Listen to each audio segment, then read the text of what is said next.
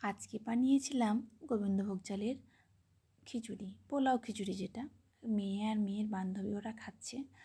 ও এসেছিলো আমাদের বাড়ি খেলা করতে।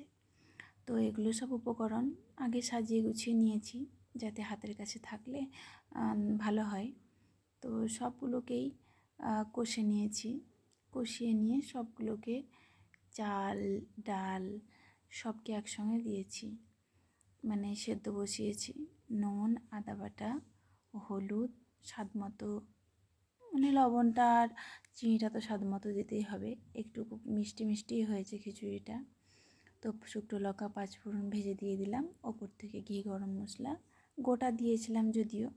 তো পাঁপড়গুলো মশলা পাঁপড়, তো পাঁপড়গুলো অনেকটাই বড় ছিল, তার জন্য 4 ভাগ করে ভেজেছি। তাও একটা ভাজলাম, দেখলাম কতটা বড় হয়েছে। অলরেডি রান্নাটা হয়ে গেল। ভিডিওটা ওয়াচ করার জন্য অসংখ্য অসংখ্য ধন্যবাদ।